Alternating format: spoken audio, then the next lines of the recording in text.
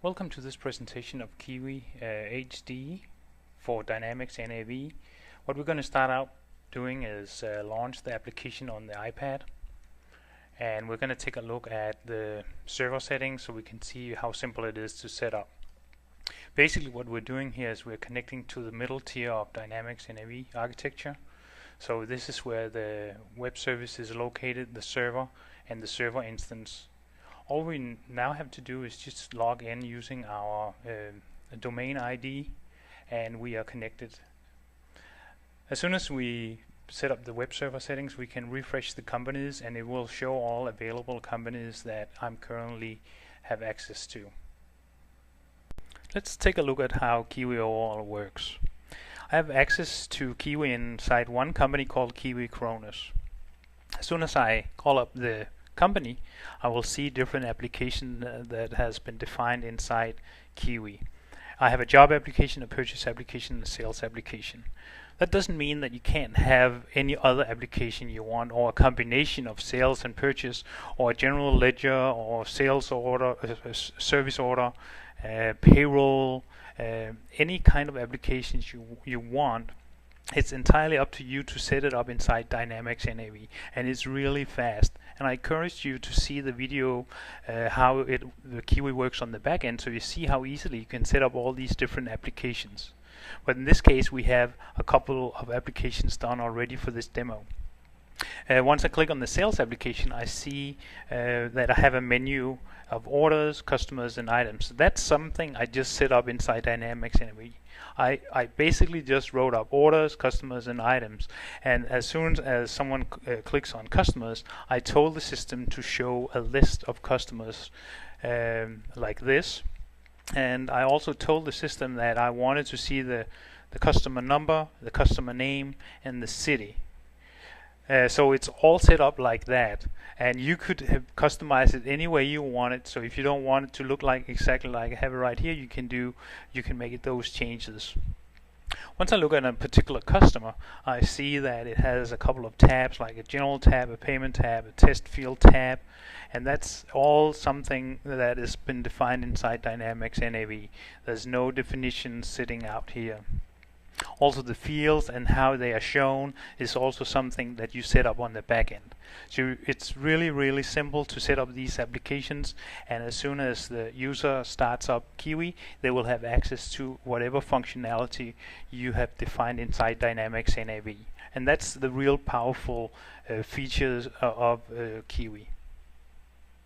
Once I'm ready to take a look at the companies, I'll click on the companies, and here I will see all the applications that have been defined inside Dynamics NAV.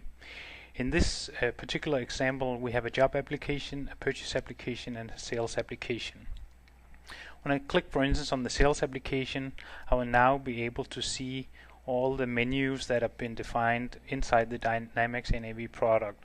In this case, we define that we have access to sales orders, customers, and inventory items. What I'm going to do now is I'm going to take a look at the sales orders. As soon as I get to all the sales orders, you'll see that I can flip through them up and down here. I'll take a look at one particular order. You see the little delay that I'm seeing currently is when it's loading the data. This is because we're working in online mode right now, which basically means that everything that we see is real-time data. And it also means that if we're sending some data back to Dynamics, and we're actually doing it real-time also. In this case, I can see I have a sales order card here with a general tab, I have a shipping tab, I have a date tab, I can see some sales lines underneath it. I also have access to some customer ledger entries.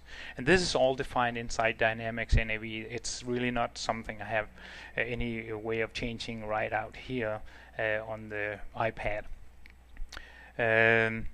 If I want to edit, I can go in and I can make a change to certain data, and as soon as I click done here, this data is being validated back to Dynamics NAV, and right now I've changed the sell to city to Miami Beach on this particular sales order. One thing we also support here is that I can capture a signature, and so once I do that, I can click done, and this particular signature is then sent back to Dynamics NAV, including a date and time. So what I'm going to try and do now is to add an order line. I can see that currently the sales order is released, so I have to reopen it. And so we support calling different code units and functions inside business logic inside Dynamics NAV, and in this case I want to reopen the order. And so now the order is open, and that would enable me to edit it, and now I can add a new row. So I'm adding, I want to add a bill, and in order to do that I see this line is blue, which means that I have a lookup. So it will look up inside the item master, and I would select the bill, click done. It will validate the information back to NAV, and now I can put in the quantity, can click done, and all I've do now is I've added this particular line. So now I'm back on the main menu. I would like to take a look at my item masters. I want to find the Athens disk, and I'll notice a few things here other than I have the two tabs, the general and the planning tab. I notice that quantity on hand is green. We support thresholds, so you can show fields in different colors depending on if it's below something or above something. Maybe on quantity on hand you want to have it show up in red if it's below 0 or close to 0. Another thing you notice here is the item picture, and we support showing items right here on the iPad. In this case I can click on the picture, and I'll see an enlarged image of that picture. So we're back on the main menu. I'm going to take a look at our customer list, and I'll take this Canon group, and first we'll notice that the address and city has been shown with the button. That's because we have a map integration, so if there's an address we can click on it and it will show a map right here on the iPad.